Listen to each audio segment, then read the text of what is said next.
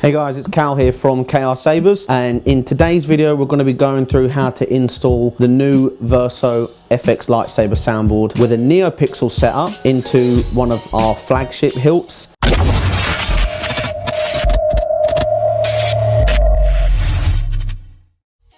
NeoPixel is a type of LED technology that was first introduced sort of by Adafruit. It's their term, that NeoPixel term, but essentially they're LED strips that run a certain protocol. In particular, we're going to be using NeoPixel LED strip blade that runs WS2812 LED strips. The Verso is compatible with Tri-Cree LEDs as well, but in today's video we're going to be showing how to install the LED strip version, and we're going to be using stock Custom Works PCB connectors, and we're going to be using one of the Eco chassis that are on my store at the moment. And essentially we're going to go through step by step on what is required to put this together and have a fully functional working FX lightsaber. Let's get started. I'm here with my trusty camera woman, Radina, all the way from Greece. So we're going to be shooting this and going through in detail what's required, some certain tips and tricks, and hopefully you guys can get started with your Verso. We've got some parts laid out here. We have the PCB connectors. These particular ones are by Stock Custom Works. We have our battery and battery holder, and we have our chassis, speaker, 12mm switch which has a built-in LED ring. All of these parts are sold on my store, so I'll be sure to put in a parts description, a parts list in the description I mean. And then we've got a pre-built NeoPixel blade or LED strip blade. This is one that has flexible strips in them, but I'm not going to run through exactly how to make the NeoPixel blade today because I've developed my own LED strips that are coming very soon, within the next sort of couple of months, and I'll make a separate tutorial on how to make those blades because I want that to be the most up-to-date thing. This particular one is running one of my connectors, these blade side connectors here. They're fully compatible with Stock Custom Works and TCSS ones, so it doesn't make a huge difference. The blade won't be covered, but there are some other LED strip blade tutorials already out on YouTube. You can check them out. And anyway, just always refer to the manuals for more information about how you can get blades, where you can buy them from, even pre-built. Companies like Vader's Vault make complete blades, and other sellers in various different forums and Facebook groups. You can easily get one if you don't want to build one yourself. But if you do want to wait and build one yourself, there will be a video soon about how to do that. We've also got some, I've cut some wires in like 12-inch lengths. There is a specific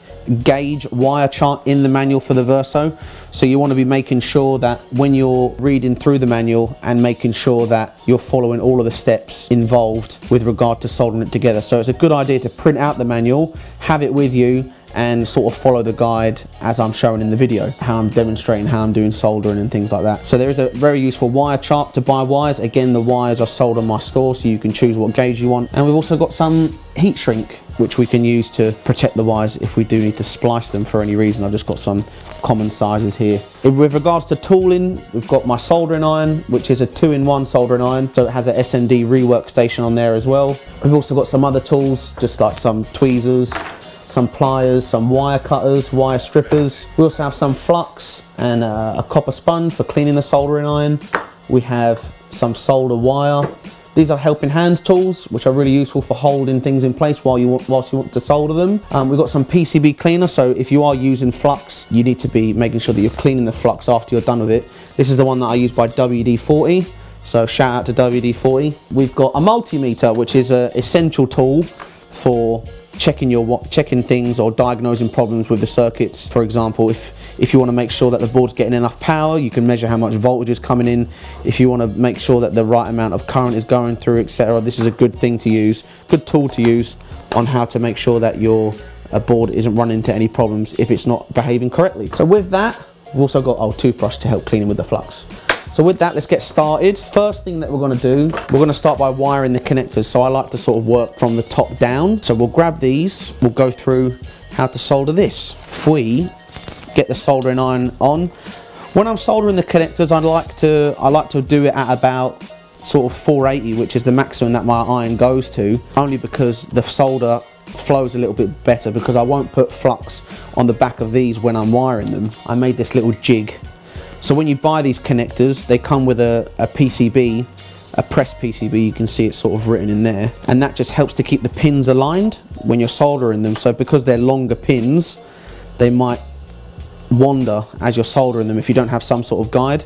So I just made this little jig here. So I'm going to empty out the pins on my hand, and I'm going to start dropping them in from behind on these connectors. So if we have a look here, just going to put them in one by one. Ooh. Can be a little bit fiddly sometimes.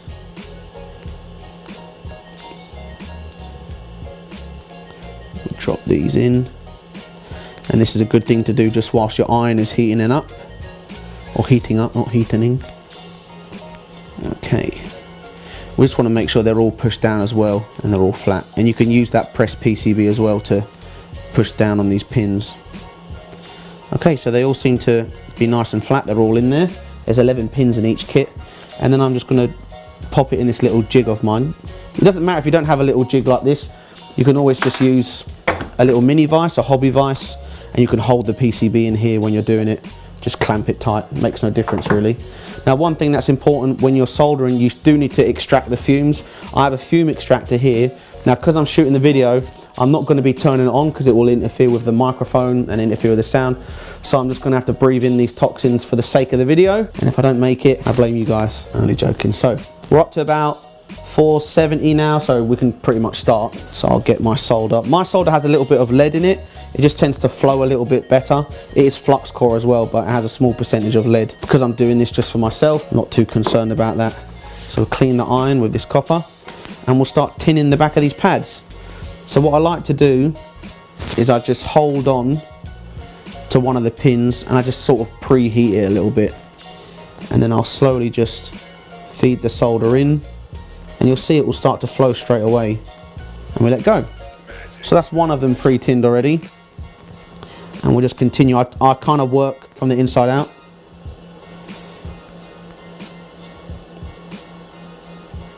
And we're going here.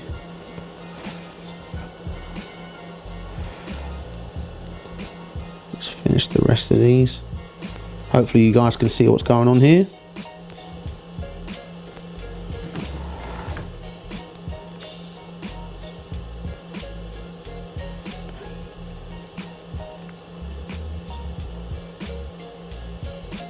So the PCB will tend to heat up as you're heating them. So we've got all of those tinned now. Now in the manual for these connectors, which is in the description, you've got a few different options as to what you can use them for. So I want these PCBs that are built onto the connector, which is what's used to make the blade emitter glow. So these are all little pixels that run the same protocol as what's inside the blade. And what these pixels do, they can be independently driven, they can be in parallel with the main blade, or they can be in series with the main blade. So I like to do mine in series, so as they light up, it's sort of like a daisy chain. So if you imagine your LED strip is 144 pixels and these have got 5 pixels on them, then you would define the amount of pixels that you have as 149, so you would add those 5 on, and basically the signal will come through these 5 and then go straight through to the blade. So because it's a fairly simple board and I just want basic colors, I'll have it in series, which requires me to put one resistor just on here, on these 2 pads here. So these resistors are very small, but we can usually, I use my hot air rework station to put these on. Not everyone has a hot air rework station, so I'll do it by hand. You'll probably need some sharp tweezers, but I'll try and do it without the sharp tweezers. So if you want to come in close, we want to pre-tin just one of the pads, like so. So we've got one of them pre-tinned now, just there. And then we're going to get one of these tiny resistors. So we've got one of the resistors here, and this is a 470 ohm resistor. You can use between 330 and 470 ohm. I'm just going to take it out of the pack because they're so tiny, they're easy to drop and they're quite fiddly. It's a bit easier just attaching them onto the PCB itself, so it's a good part of the design that you can just put it on there directly. To get an idea of how small this is, you can see it just there in my hand. I'm going to get some tweezers, and now that I've pre-tinned my pad, I'm just going to pop that down.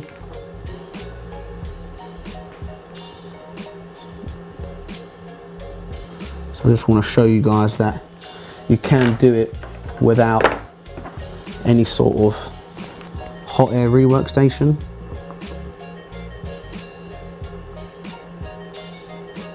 And then we're going to join it up now.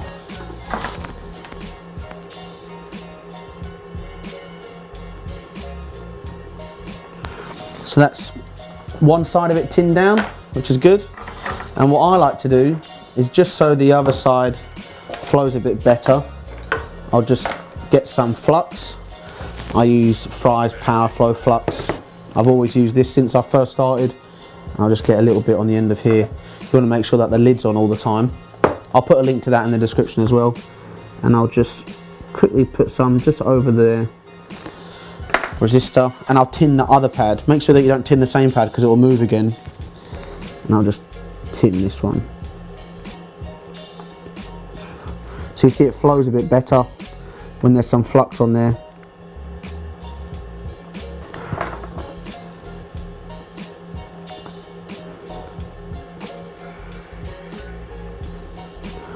And there we have it. That's the connector on there. And what I'll do is, because we've used a bit of flux, I'll get my trusty cleaner. I'll just give it a bit of a spray. And I'll get some of those. It evaporates very quickly, so I usually blow on it just to make sure it's all evaporated. So that's the pins added to our connector, and essentially what happens is it sits in here, the cover goes on, which helps with the illumination, like so. But before we do that, we're going to add the wires to it. Now on the back of this PCB you can see we've got 1, 2, 3 negatives, 1, 2, 3, 4, 5 positives, and we've got the data 1 as well.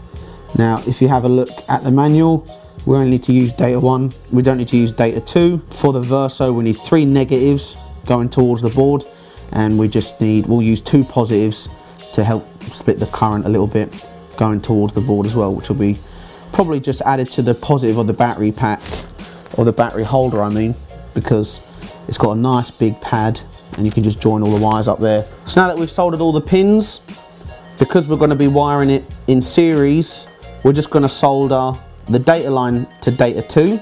So we want to pre-tin that pad, and now I can just use my vise a little bit. I want to pre-tin data 2. This is data 2 here. As always guys, if you're working on this, you want to make sure you have the manuals with you so that you can refer to them whilst you're doing it. Now the Verso, you have the positive and negative pads here, and you have these 3 channels. These 3 channels each go to the negative of the NeoPixel connector. Thankfully we've got 1, 2 and 3, so we can just have those 3 negatives coming towards these 3 connectors, and then we've got positives. We'll use a couple of those to go towards the positive on the board, and then we've got our data, which will go to the NeoPixel data signal on the board. The wires, I've just pre-cut some, so I'll need what, 1, 2, 3 black wires for the negatives or the grounds. I'll use a couple for the red to help with the current. I'll use 2 of the reds for the positives, and I'll use my green for data. Right, so these little handy wire strippers that I've got, they're good for wires like you can get away with doing like 26 to 14 gauge I think. So because we're doing NeoPixels, you want to make sure you use like 22, 24 gauge wire. Like I said, in the manual there's that chart you want to follow when it comes to buying the wire. For smaller wires, these are really useful. These are made by Klein Tools, so these are super easy to strip, PTFE wires in particular, all the way up to 32. So you should get, these are made in America, so you can use these, and they're quite useful for stripping those tougher wires, smaller gauge wires. So I definitely recommend these as well. Klein Tools, if you want to send me some more of these, you can. Right, so we'll start by just taking some of the edges off the ends of these, off the insulation. So we grab it, 1, 2, and then we're going to pre-tin these wires like that. Do another one, and we do another one, another. Then I just like to put a bit of flux when it comes to tinning my wires. So I'll put some on the end of here, and I'll just use it as and when, because if you leave that lid off, it goes all funny. I've done many times. Let's start by tinning a few of these. Some on there, some on there, some on there. Get our wire. So now, I'll still keep it at 480, but when it comes to doing the board, I'll drop that temperature a little bit. So those are tinned nicely. We'll do the rest of them. 2, 3. 1, 2, 3. Now that we've got them tinned, we can start adding them onto the back of here. So we'll do our data one first. So what I like to do is put a little bit on there. Get some solder, just a tiny bit, because the pads aren't too big. Okay, not cooperating, there we go. We'll just touch it there and then nice solid connection. And just before I forget guys, because I almost forgot about it, make sure that you bridge the jumper if you're going to be having them in series as per the manual for Dimitri.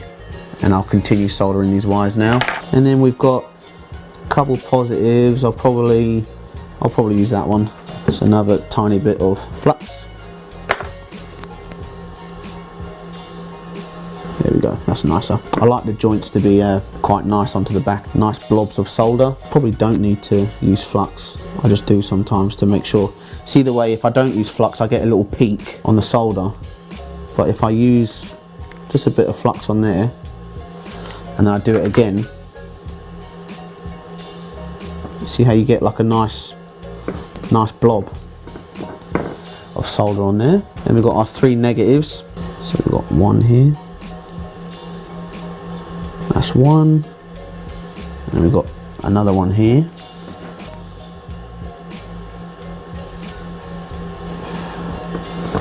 Got a nice connection there. 2. Last one.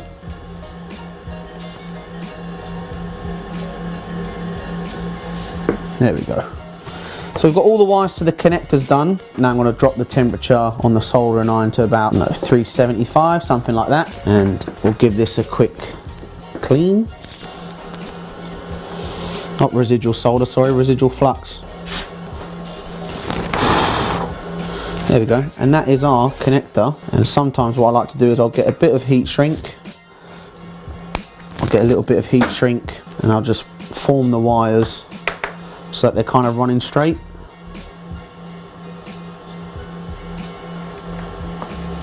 Like that.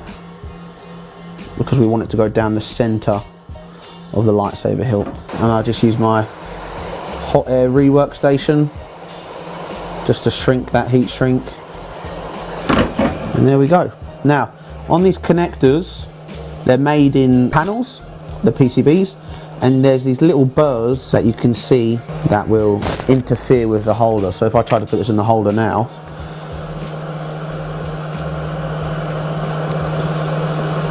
you see it doesn't go in too nicely. You don't want to push down on the pins. So you want it to be like a clicky fit. Now, in order to resolve that, you just need simple file. So I've got my tool chest here.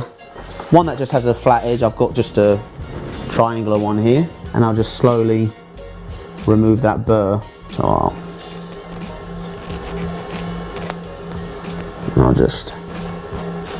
I'll use my fingers just so I don't go too far or hit any panels or anything because of the dust from sanding the PCB. That can go on there and we can put this on.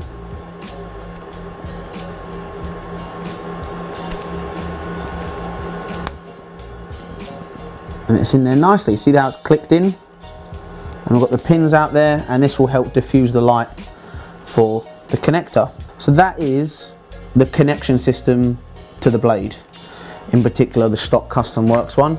So what will happen is that these pins will come in contact with the PCB on here, and that will close the connection and light up the blade. And then when you don't have the blade in, these LEDs will light up and it will create a nice effect inside the blade. So we've got the flagship hilt here. What I want to do is I'm just going to take the bottom off for the time being because it doesn't need to be on for the install. And we'll start by feeding the wires through. Sometimes when I'm feeding wires through, I'll use a long piece of heat shrink just so they don't sort of flail around like that. And I'll just feed it in like so. So that's all the way in the bottom there. You can see it's in there now in the emitter. The wires are coming through nicely. And I can pull this out. And on the flagship hilt, there's just a little retention screw there. So it's an M3 screw. So if I grab one of my 1.5mm hex drivers, and I'll just tighten this a bit, and now I can feel it pressing against the holder. The holder's not going to fall out. It's in there securely, and we've got a really nice blade depth, you know, sort of close to 2.5 inches. That's very secure now. So with the top part done, begin to start routing wires. So this is the chassis, and what will happen is the board will be mounted. I like to mount my board upside down because it's just a bit easier to get access to the SD card. A lot of the time it's a friction fit inside the chassis so that you don't need to use any glue or anything. So you can see there, just put the SD card back in, the board will go like that inside, and whenever you need to get access to the SD card, it's just a matter of popping it out. And then we've got the speaker holder, which is there. That's usually a friction fit as well. It's not going to fall out. But if you do maybe like to dual or something like that, or you're worried about the speaker coming out, you can just use a tiny little bit of sort of super glue just on these edges here, not into the speaker. There's just some little plastic edges that you can use. Pop it on there, it won't fall out. On the chassis there is also a space for a kill switch. This is a kill switch here, it can go in there. Now the board has a deep sleep function, so I just wanted to explain what this was if you did want to add it. For the video I'm not going to add it in because the board will just go into sleep mode anyway, and if I ever need to put it in long-term storage, I'll just take the battery out, because you shouldn't be leaving batteries still installed if you're going to not be using it for a long time. This is just maybe a bit of overkill for the purposes of this instructional video. But in the manual it shows how to wire these. You basically just snip one of the legs off and it goes in line with the positive wire. So basically the positive will be coming in, it will go to one of these legs, and another positive wire will come off the second leg and continue towards your positive pad of the board. And then if you flick the switch, it leaves that circuit open, so the positive connection isn't made, and then when you flick it back, closes the connection, and then you have positive power running to the circuit board. So that's all it is really, and that's for people, you know, maybe if you're traveling and you're not going to turn it on for a couple of days but you want to leave the battery in, you can just be safe that you're not going to accidentally turn it on or anything like that and just cut off power. And that goes in here on the chassis, you can just put that in there.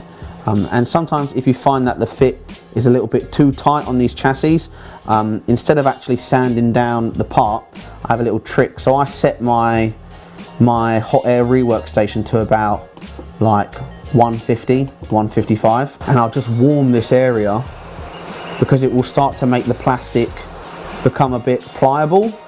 It won't melt the plastic, or if you hold it for too long it might melt the plastic, but if you just hold it here, it will start to just make the plastic a little bit warm, and you can use the connector to sort of form it in place. So you see how it's gone in now, it's gone in really easily, and that way it's always like a perfect fit. And that's your connection system there. So technically what you can do is you can have the positive wire just going into there and then coming straight back to the soundboard. So that's how you would wire in a kill switch. In the chassis as well, you have this hole for the switch. So the switch is what we're going to wire last, because when we put if I take the board out, when we put these wires through here, which are going to go towards the board and battery holder, let's have a look.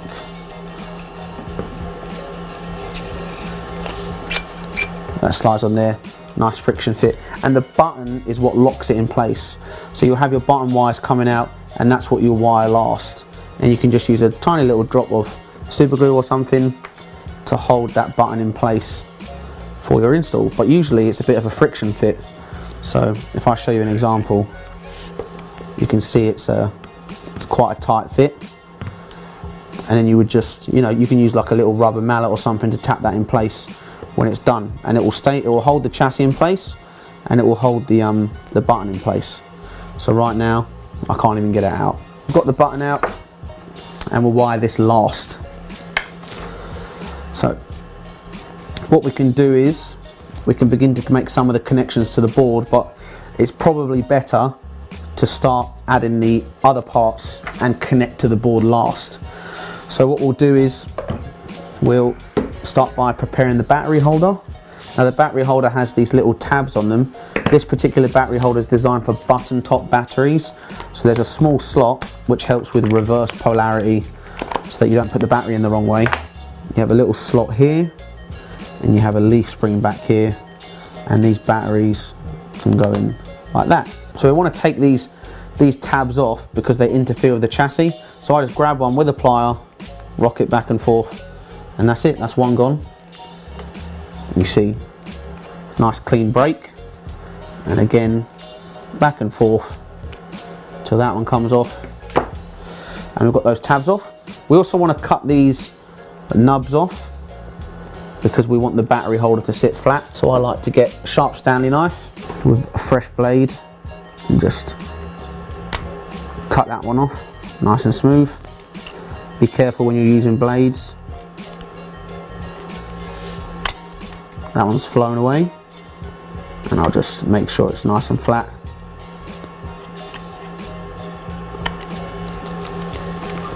I'll do the other one. Okay, so we've cut the battery tabs off, and we can just get a file, make sure it's nice and smooth. It's got a smooth battery pack. So we've got the battery holder ready, so we're going to start making those connections. The button requires a positive pulse, so we've got the wire going from the board to one of the button legs, and then one of the other button legs goes to the positive, and then the other two legs are for the LED. So one goes to the voltage of the board, the 3.3 volt, and one goes to the on-off button LED pad. Like I said, all in the manual. So if you have a look at the manual and look at the diagram, you'll see that there. What I'm going to do is, to make the wiring a bit easier, I'm going to have the positives from the NeoPixel connector go directly to here, and then I'm going to have one of them coming out of this hole for the switch, and one of them goes to the board. So we don't need this much wire, obviously, so I'm going to just trim that away and I'll join it together slightly. So I'll probably trim it here so I can still solder it, like so, and I've got this extra wire now. So I want to splice these together.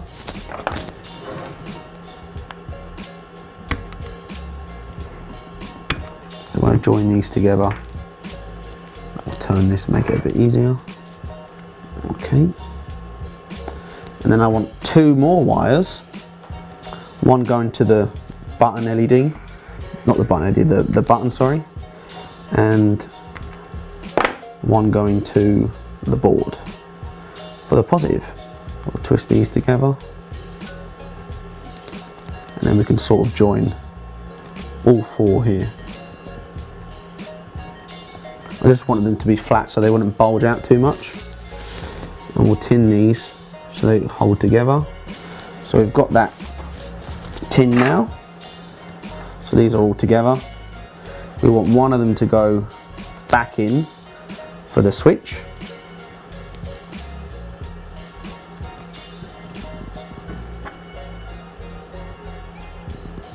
There we go. This is where tweezers come quite in handy. So you can feed it in and see where it's going. So I can see that in there. See that? That's one I've got now. And the other one will go towards the board anyway, which will come out through here. So I'm going to tin the top of the battery holder, which is the positive pad. It's the top. I want to tin the back of it. So I do use quite a lot of solder here. So I just preheat it slightly and I just hold it there. And I'll just get it hot enough to where it starts to flow. And I'll feed quite a bit of solder in so that the whole pad is covered with a nice amount of solder. And then now this part can be a bit fiddly, but essentially we want that connection to be made. So maybe if we turn it slightly and just get it to where you're comfortable. So I think that'll be quite good if I do it like that. And then we can heat this and drop that on there.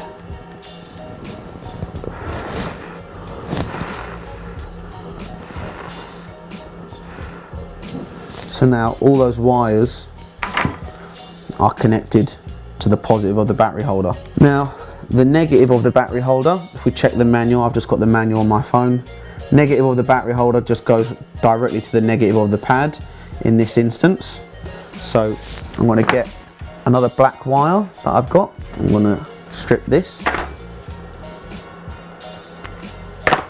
twist it, do that, tin this wire. We want to tin the back of the battery, so I want to use the chassis just to hold it up.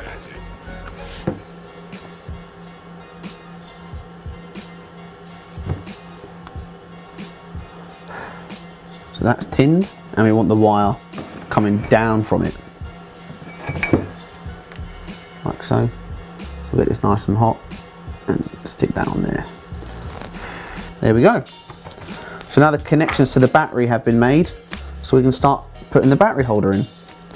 So we want that coming up through here for the board, the negative of the battery.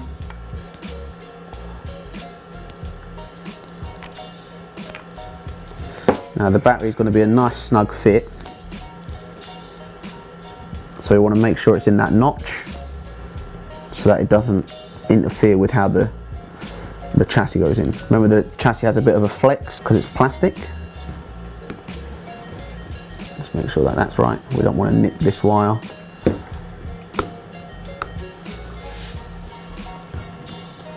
And you can have a look down here just to make sure the wire's still in the notch of the battery holder.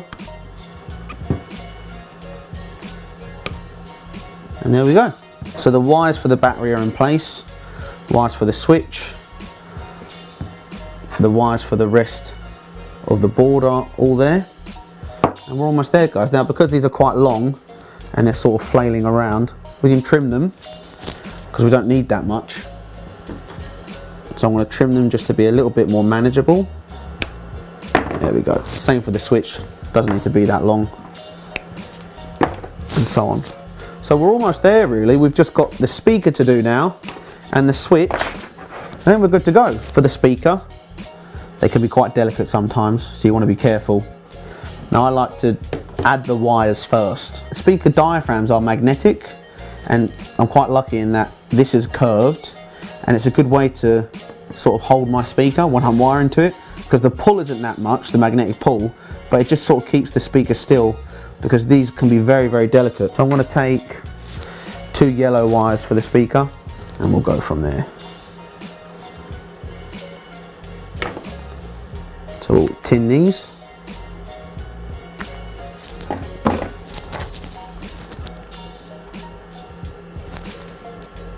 And we're just going to add a bit of flux onto these pads.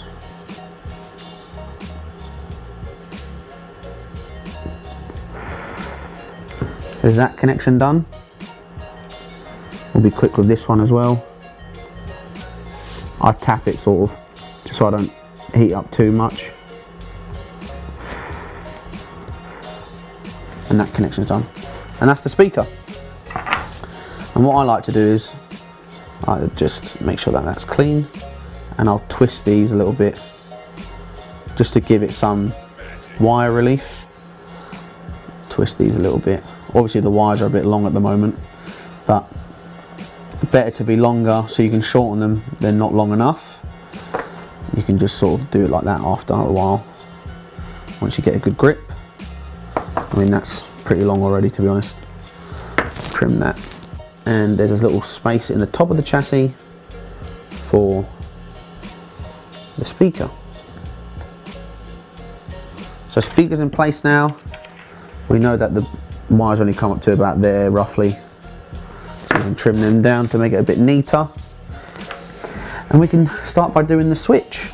So as I said, one wire will go to the negative of the LED on the switch. So on the bottom of these switches, it's a bit difficult to see.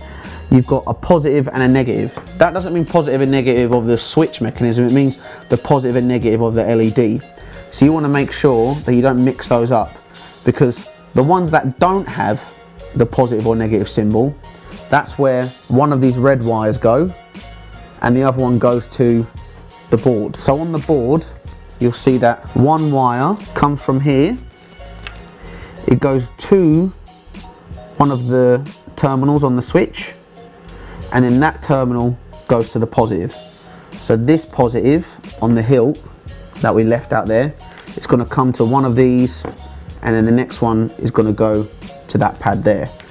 And then you've got the on-off button LED, which is the second pad. That goes to the terminal that's marked with a negative on the back of the switch, and the positive, one of the terminals on the switch which is marked with a positive, goes to the VCC 3.3 volt pad, which is just next to the speaker pads, and that's what provides the power for the LED. So make sure that the terminal on the switch that's marked positive goes to the pad just here, which is just next to the speaker pads. So because there is a common sort of thing that people are used to with other boards out there on the market, and this button is wired differently to those. So just make sure you don't make that mistake.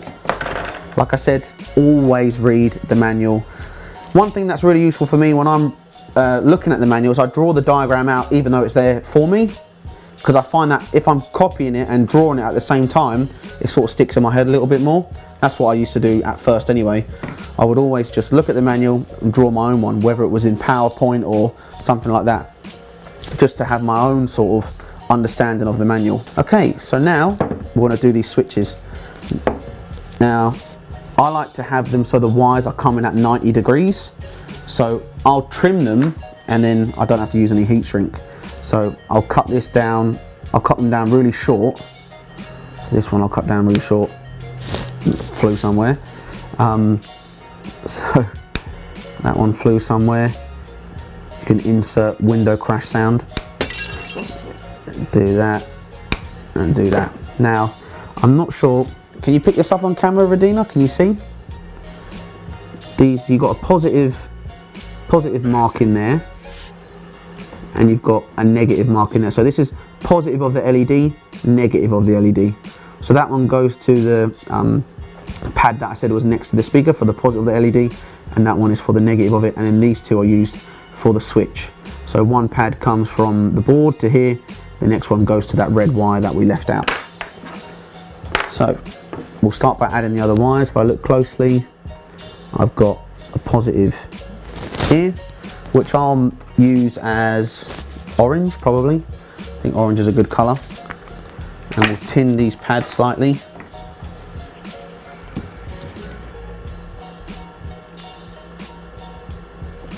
There we go. Probably use a bit of flux so that they flow a bit better, just to be safe.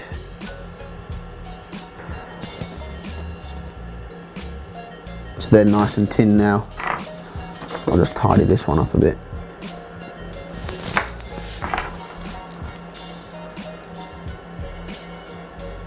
Okay, so we've got those tinned. Just give them a bit of a clean.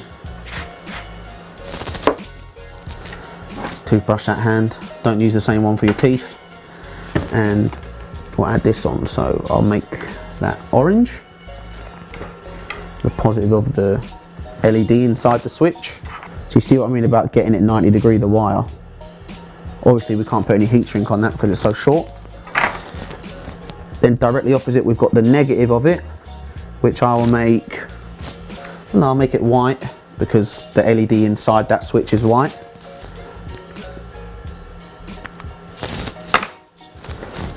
Let's add this on. Flux on there. I'll add a bit more solder. This is where I should really be using my helping hand tools, but I'm just being silly. There we go, nice connection. So that's our connections done for the LED of the switch. They're a bit long at the moment, but it doesn't matter. Then we just need one more for the actual switch itself, which I will make, so get another colour maybe. I think I'll grab another colour just so I don't mess up. I'll grab a blue one, get some blue wire. Have a look. That'll do. Tin that. We'll just tin one of these because there's no polarity for the switch itself. There we go, nice tight connection. And the other one is the one we wire to here. So I want to make sure that my wires are a good enough length. So we want to be able to pop the switch out if we ever need to change it in future. So I'd say that length for now until final hook up to the board. We'll trim that. So always keep your leftover wires because you never know when you might need them again. I think that's a good final length for this switch.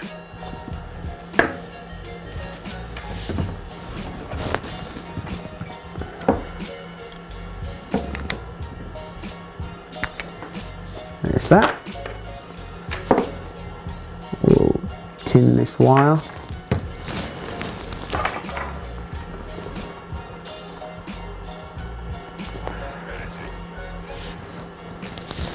Got it nice and tinned, and we'll get it hooked up to this final one.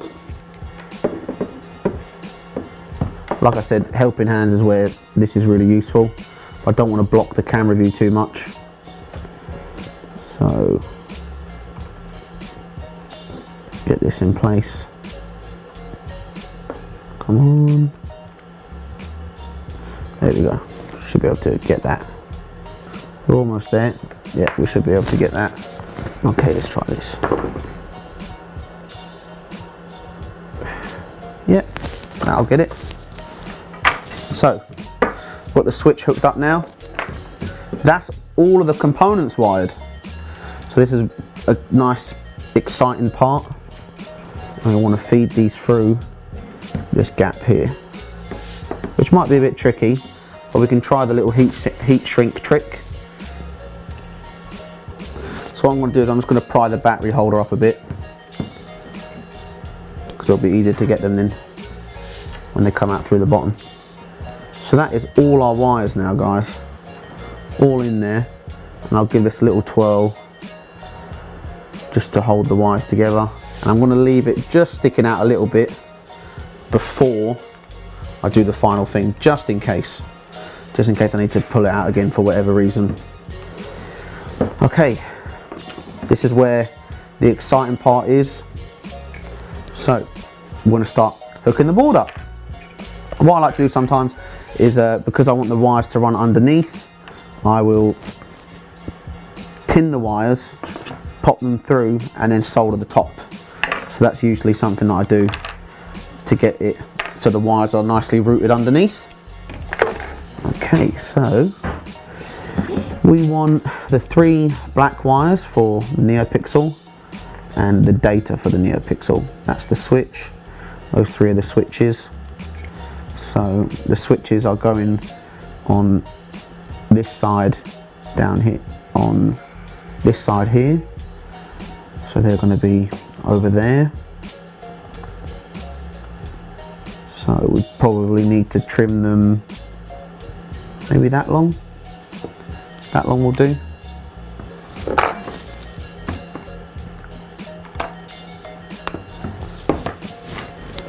The NeoPixel wires are going to be basically in front. So we've got the negative, positive. Oh, data's going to be down there as well. So we want the data to be the same as the switches.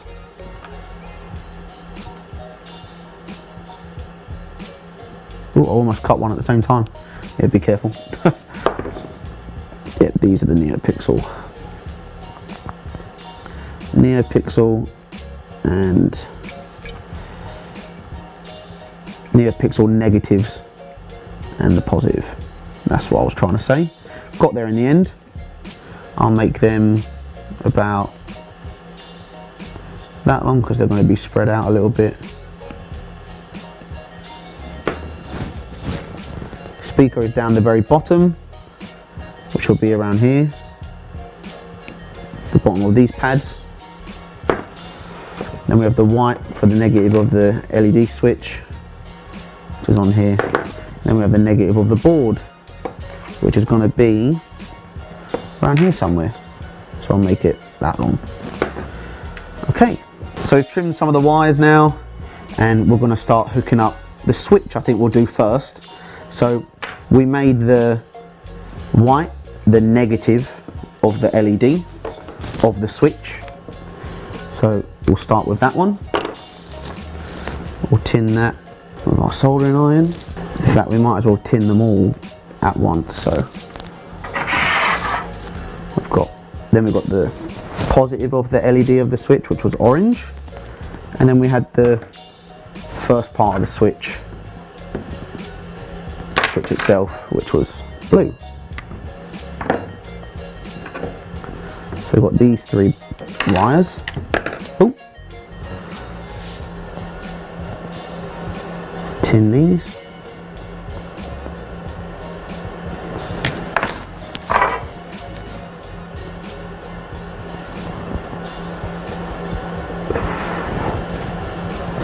Okay, so negative of the LED switch is the second pad here.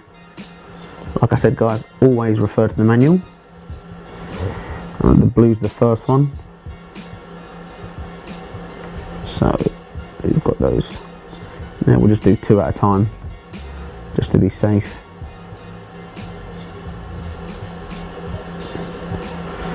And what we're going to do is, we want to get some flux. I think I can do it with this.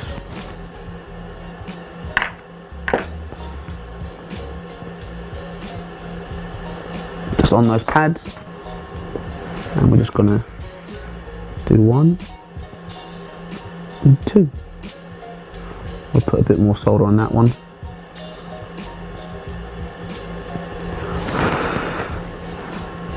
So those 2 are added. Then we've got the positive, which is the third from the bottom. A bit more on there.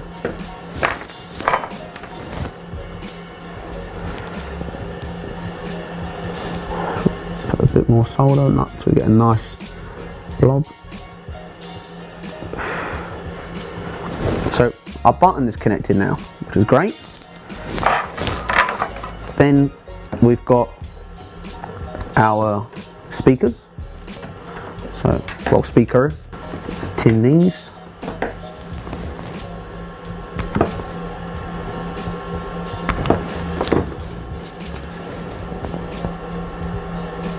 There we go.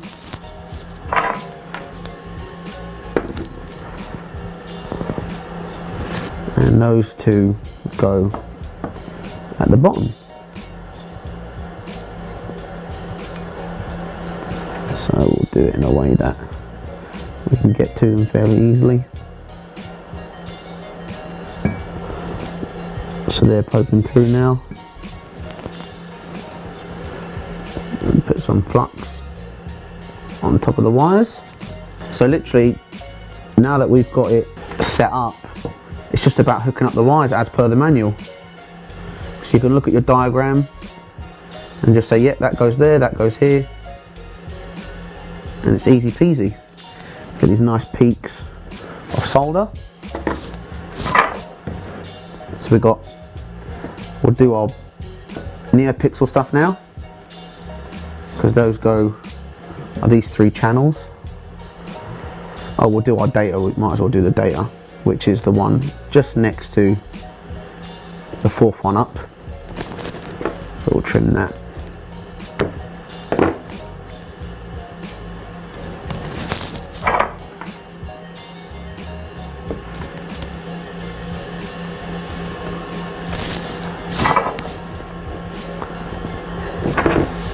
I'm going to use tweezers to make it a bit easier.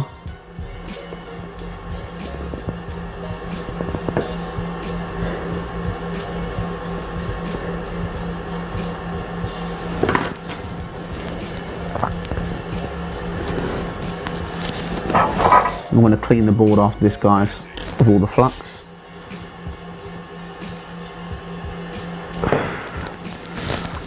So that's done. So we've got all those pads done that we needed to get done. Clean the flux off there. And we've got nice clean solder.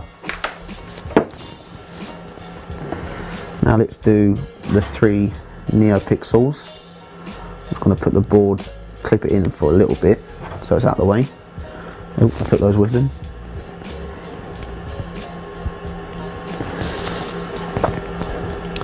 Strip these wires. 1, 2, 3. See, it can be a bit fiddly, but we're almost there.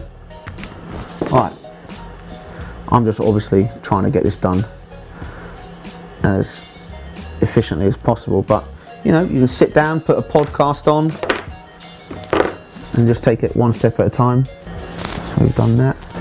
I'm going to tin them all.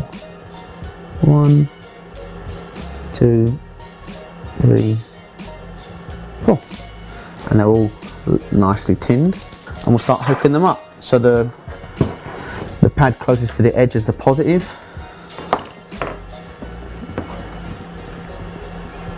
So this one here is positive. So I'm going to put that just there. I'm going to put a bit of flux on the pad. So these pads are quite big, so you can use a bit more solder.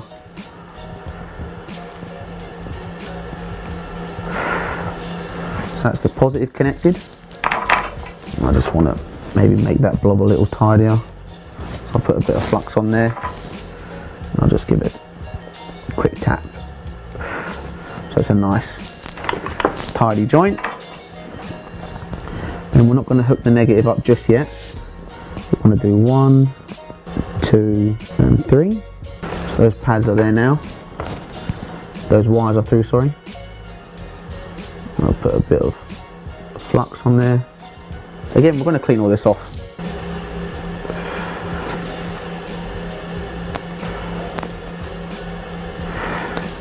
So that's those connected.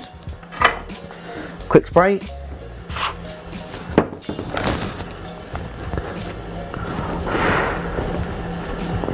Clean that solder. Now we've just got one more wire, guys, and that's it, which is the negative of the battery pack. This is where the most exciting part is, because you know that you're so close to getting it up and running. And we'll tin this wire. And like I said, guys, a good idea if you're doing a installation with a removable battery is don't put the battery in until obviously the whole thing is wired up. So we're going to put this one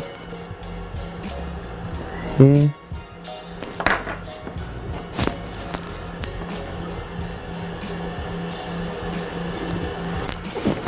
And we're going to solder that. And there we go. So right now, guys, we've got everything hooked up. I'm going to give it one last little spray to get rid of any residual flux.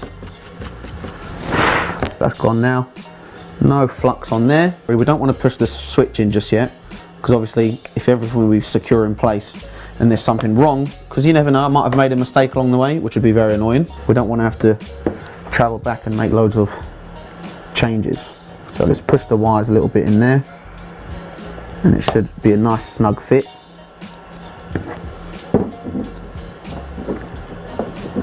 I'll just push the wires a little bit in there. Make sure the SD card is in. Now, this is the moment of truth. So we've done all the wiring now. So the final thing to do is to take the battery and we'll see if it works. Like I said, it's important to just not secure anything in place with glue or anything until after you've checked it. So we've got the board there, all the soldering's done nicely, buttons just sticking out a little bit, and we'll pop the battery in, make sure positive first, and we should hopefully hear a boot sound.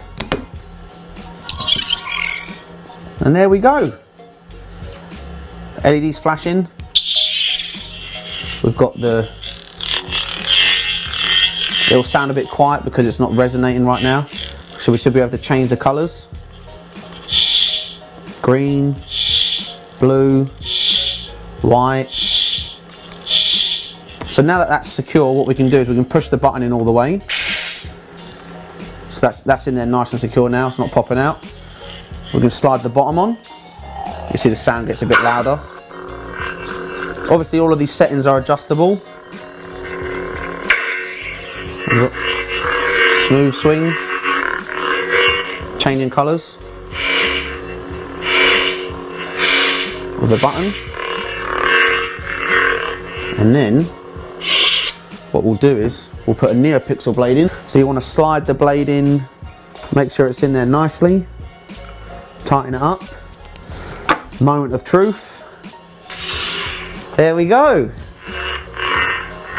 Swing it around. Clash effects. Got change colour. So we've got a little bit of low battery, which was the crystal core unstable message. Crystal core unstable. So we need to charge the battery, but for now we're good to go. Crystal core unstable. Orange, pink, blue, red, done. So Crystal core unstable. yeah, so we need to charge the battery. I'll take the blade out in the meantime, and that's it. Crystal core unstable. Well, at least I've got the lightsaber telling me that I need to charge the battery, so I'll take the battery out and get this on charge. Unstable. But that, guys, is how you install a Verso soundboard into a KR flagship hilt. I'll probably make some more tutorials soon as to how to install it with Tricree, how to wire it in different methods with recharge ports or lithium ion packs. But for now, hopefully that gets you started into learning more about building lightsabers. If you want to subscribe to the YouTube channel, you can be notified when more videos are made. You can have a look at my previous library of tutorials. I'll put them in a playlist, and you can look at the links below to see what parts I used today. You can obviously buy them as well if you want to buy them. And I look forward to seeing all of your Verso builds. So it's been a long day, lots of stuff to do with regards to editing. But thanks for watching as always, and I'll see you in the next one. Peace.